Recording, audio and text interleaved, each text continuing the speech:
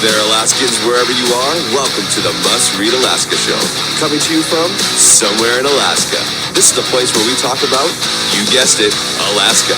Where we keep the mainstream media on their toes and where we are standing up for what's right in a world run by leftists. You can find out more by heading over to mustreadalaska.com and also checking out the Must Read Alaska YouTube channel for some really great content. But first, let's get this party started.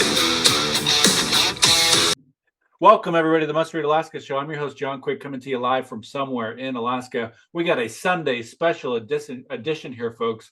We have my friend, Mr. Colby Way. And before I bring him on the show, I just want to say that Mr. Way is one of those teachers. We all had one of those teachers growing up that was impactful in our lives, right? Maybe we had one, maybe we had two, maybe it took a while and we didn't have one till college. But Mr. Way, and probably his wife too, are those types of teachers. They go above and beyond, and we find it's just a blessing to have them in our community. So, Mr. Way, without further ado, welcome to the Must Read Alaska Show.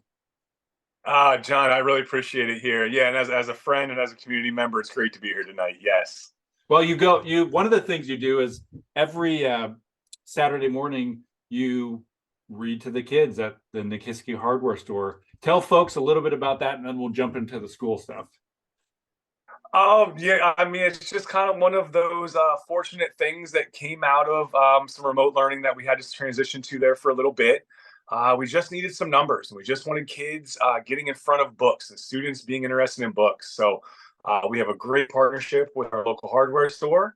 And it was just kind of one of those afternoon conversations of this is something we can do. I have a long list of children's books that are loved by many. And honestly, it started sitting, as we call it in elementary school, crisscross applesauce on the back floor with an iPad. And now it's grown to a live audience and kind of a following across America and the world. So it's been really neat to have that opportunity. Yeah, this is a great picture of, I think during COVID, I think it's oftentimes easier to like get mad at people and to be pissed and whatever. And this is a great picture of what it looks like for a public school to partner up with a private business and to do something for the community. I happen to be lucky enough to be one of the owners at the hardware store, so I know a little bit extra than probably what the readers are know. And so it's just been a beautiful partnership. What, 2 years now of doing this, maybe even longer? 4. We're on year 4 right now. I know. It's kind of funny. We say, we keep getting signed on for another 20 episode seasons. So, we'll keep coming back. So folks out there, this, you could be doing this in your own community, but let's take us way back, Mr. Way, of where you grew up. Where did you find your love of teaching? Take us a little bit back in your history of where you grew up and where that first spark of teaching came from. I mean, absolutely. And it's probably going to provide some foreshadowing as to where our conversation is going to head here. So I grew up in a small town, rural community, Muncie, Pennsylvania, right in the middle. They kind of make the joke. It's, kind of more of the Kentucky, Pennsylvania side of things. So I grew up in the rural Appalachian Hills. I call them hills now since I moved to Alaska. There's certainly not mountains anymore. Yeah. But I really got my love of teaching from my family. My mother and I have 2 very influential aunts who my mother taught high school for many years, and my aunts were college professors and very, very influential in my life and education. And then just throughout high school, took on community positions, local lifeguard, running kindergarten swim lessons. So I was just always involved in children's sports, even at a very young age, even when I was involved myself in children's sports, as it seemed. So I just seemed to have a knack for it and ran with it. And hopefully today still do. So you and your wife taught at a very interesting place, one of your first stops after getting your college degrees. Talk to us a little bit about what it was like living and teaching in the Marshall Islands. Oh my goodness. If you don't mind 80 degrees and sunny every day, I guess that's the best description. But once again, it kind of ties into where this conversation is going. It was a water world there. It was a small island community, only about a 30-mile stretch of land in the Central Pacific, 7 degrees above the equator. And I taught 3rd grade. My wife taught fifth grade at the time. It was my first full-time teaching job, and it really opened my eyes up that, we can be traveling educators. We can bring just a quality sense of education and care for students and reading anywhere in the world, and truly have it from an educational standpoint. We were very, very lucky to have that door open. And ironically enough, that door opened up when I was at a remote location in Port Heiden, Alaska, doing a half-year teacher stint at the time. So went from Alaska to the tropics and then back to Alaska. So. Nice. So one of the things, as I've gotten to know you over the years, is teaching for you doesn't ever just stop in the classroom. You do these extra things with kids, whether it's cross country or, sports programs, going above and beyond what I would say a normal teacher's expectations are during the year. Talk to me, about some of these things when you transitioned from the Marshall Islands to rural Alaska. What were some of those programs that you kind of came up with or spearheaded that were unique or cool that, that are maybe folks in the lower 48 that live in, downtown Seattle aren't going to see in their public schools? Oh, absolutely. So I got, my feet wet coaching in Port Heiden, Alaska on my very short teacher stint. And then when we got to Point Lay, Alaska from the Marshall Islands, there was just a need there. It was a school that experienced a lot of turnover. And I've always been of the mindset that sports brings people together. Sports keeps kids off streets. Sports teaches the appropriate type of competition in the world. So there was just a need and a need to be felt. It started with coaching basketball, and then it started with helping my wife coach volleyball. And then we said, there used to be a cross country team here. You're digging through the old jersey boxes and you pull out this dusty cross country uniform from, whatever year, and you say, we can do this here. So some of the wilder experiences of coaching cross country in the far north is the freezing ocean spray off of the Uktiakvik coastline, coming into, the back turns of regionals, flying everywhere, packing your team up and jumping on a 19-seat jet plane and heading off to some rural community, landing, sleeping at schools, community events, and then running races while people are standing there on bear watch. I mean, it's just, it's a whole different aspect, you're out there riding around on the school provided four-wheeler for practice. It's just, it's things you're not going to just see at your kind of run-of-the-mill urban school. So yeah. It added a whole new perspective as to what children can do when provided with opportunities. That's awesome. So then you came to Nikiski, and you kind of took on some of those roles, right? You're coaching and you're teaching. Talk to me about a need that you saw in Nikiski as it relates to our little kids learning how to swim, and this idea that you came up with. Absolutely. And I think I talked about the foreshadowing. So this all ties to, we partnered with North Peninsula Rec Center, and Eric Elton has been instrumental in reaching out to the community and making those community bonds. So they've opened up their entire pool facility to our school for several years now for pool parties.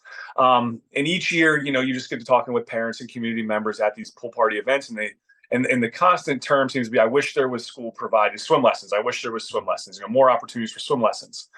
So just with that background, and with my experiences with the Marshall Islands and Point Lay and Port Heiden and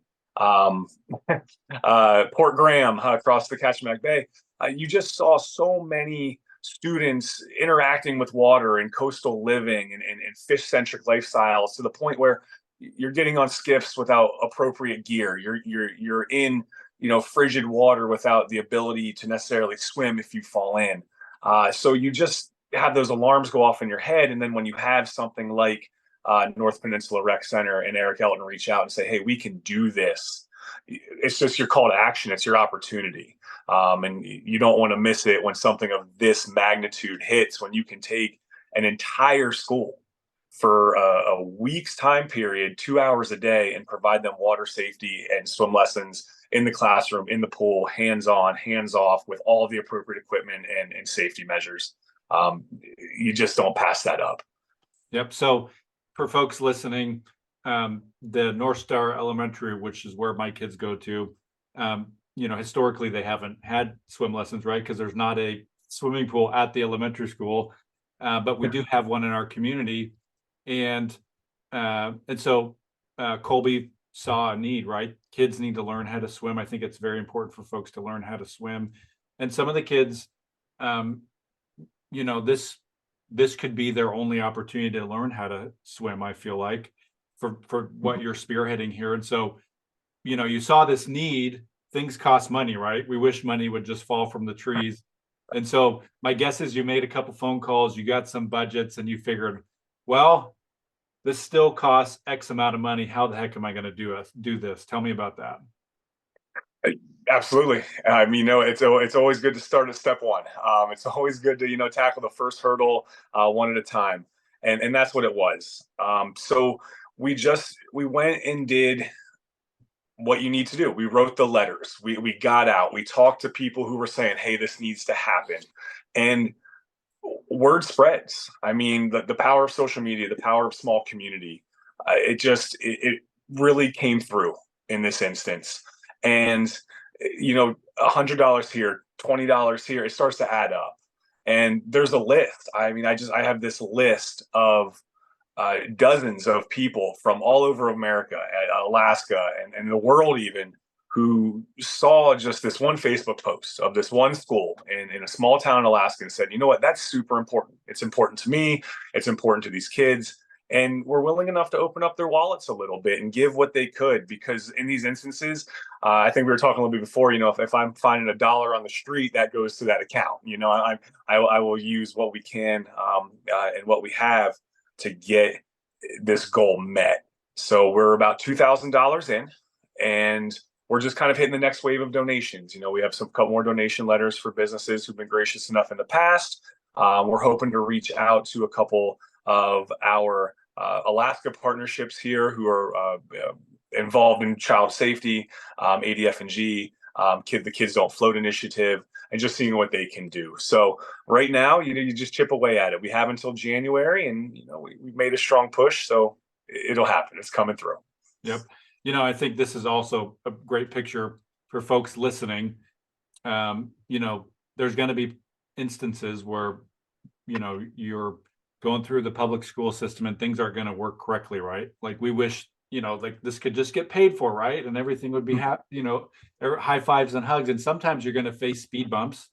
And this is a great example of folks in Nikiski coming together to solve a problem, right? And not really caring about who's right and who's wrong, and just saying like, okay, this is something that could be very beneficial to our kids.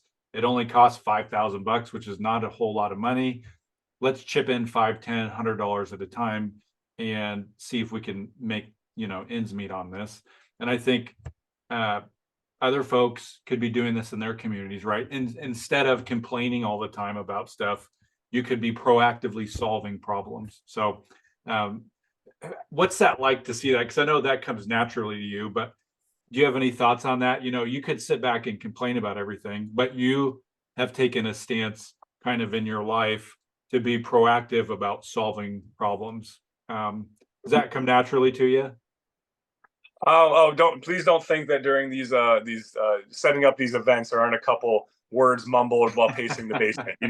Once again, you mentioned you always hit speed bumps, but and you mentioned coaching, and I do a lot of coaching. I run a lot of sports programs, and we're going to kind of make the connection here that in sports and throughout life you're always going to hit those speed bumps, and you're always going to get knocked down, and in that instance you really only have two avenues. You can either make the decision to get up and keep moving and keep fighting for that goal, or you can just stay right there.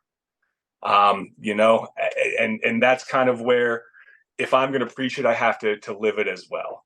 So if it comes out of my mouth and I say, hey, this is going to happen, then I have to back it up. And even if you get knocked down a few times, or you get told no a few times in this instance, there's 100 yeses somewhere out there. So it kind of comes down to that whole sports analogy again. If I get knocked down on the court or on the pitch or on the field, there's two options. I get back up and I can keep going at it the best I can, or I lay there or pull myself out of the game. So that's always been the mentality. It was always kind of put in me young, I guess, from that strong teacher background, and really just try to show it, not really speak it, to act on it. I've always been a big proponent of, your actions will always speak louder than your words. So Nice. So let's say somebody, I think you've raised 2,000, you need 5,000. If somebody's listening and wants to donate, how could they donate? We talked a little bit about this before we hopped on here. Potentially going to the school district's office or the elementary school's office and dropping off a check. Is that the best way?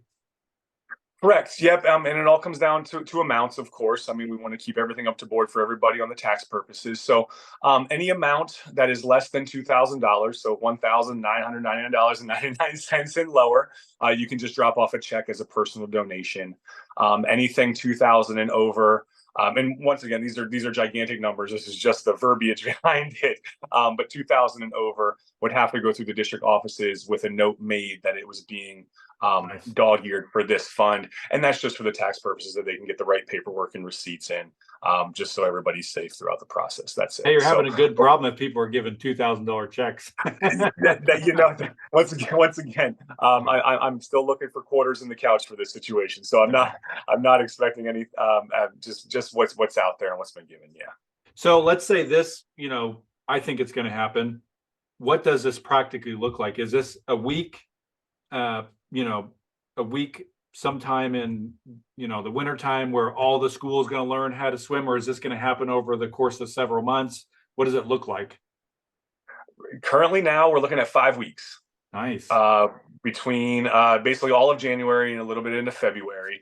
And of course, we had to fit it in between our upcoming cross-country ski season and our 4th and 5th grade 5-on-5 basketball season. So it's gonna occupy that 5 weeks. And what it looks like is it's going to be a station-based rotation. So we'll take a whole grade over in the morning, and they'll break up into, say, 4 or 5 stations where they'll have classwork. They'll have in the pool essentially safety, and that will be varied by grade. They'll have swim lesson stations, and then just some other various things that just tie into the water safety realm. It'll absolutely be varied by grade. So 5th grade might be more of the water safety, how to take care of yourself if you're in the water and in danger. Whereas, kindergarten first might be more of the basics: floating, kicking with a kickboard, putting your face in the water. So we're going to tailor it to the needs of the student. Nice. Hopefully it catches on, and this is something you all do every year. I think it'd be great. And that's always the hopes of these programs, and I hope it's happened through our sports programs as well. You start small, you start small, and you hope for the best, and it grows each year. Whether by force or organically, we make these things grow. So. Well, I'm super thankful that you've spearheaded this. I think it's going to be something that kids are going to remember. We all remember those field trips that we took when we were a kid, and that's one of the, not only is that something like this, but it's also good for parents to just know that their kids are going to learn how to swim and have some water safety that they may otherwise not get. So kudos to you, Mr. Way, for doing this. Any last minute thoughts here before we head out? Oh, absolutely, and I'm gonna mention that you did chaperone one of these pool parties, so I think you can see how much joy comes out of this, and how much our students do enjoy being in the water here. So just to give them that extra level of safety, oh, yeah. I think it would be a comfort for all involved. So get the word out. I really feel about we are going to get there. We are going to get there. So I should probably take that hope out. We are going to get there, and I really do appreciate this. Nice. Well, I appreciate you coming on the show, Mr. Wade. You're right. I did chaperone one of those pool parties. I do remember that I had a line of, 20 kids, and they were all doing cannonballs into the water, seeing who could give the biggest splash, and nobody got hurt. My bar was nobody gets hurt and everybody has a good time. So I appreciate you coming on the show, and for folks interested in helping fund this program, which is not a program that existed a couple months ago. This is a program that Mr. Way dreamed of. Thought it'd be awesome to teach kids how to swim in the elementary school and teach them how to have water safety, partnered with our local pool to make it happen and to have that space be opened up for the kids, and has raised 2,000 of the 5,000, I think, so far. So if you want to help with this, you can drop off a check to North Star Elementary or the district. Just make sure that you put a little note in there, regardless of where you drop it off, that it goes to the Kids Learning How to Swim program, and I'm sure that it'll go to the right place. And I just thank you, Mr. Way, for doing this. And if folks like Must Read Alaska, you want to help keep the lights on here at Must Read Alaska, just go to mustreadalaska.com. On the right-hand side, there's a little donate button. Every $5, $10, $100 helps keep the lights on here at Must Read Alaska. And until next time, I'm John Quick from somewhere in Alaska. Thank you.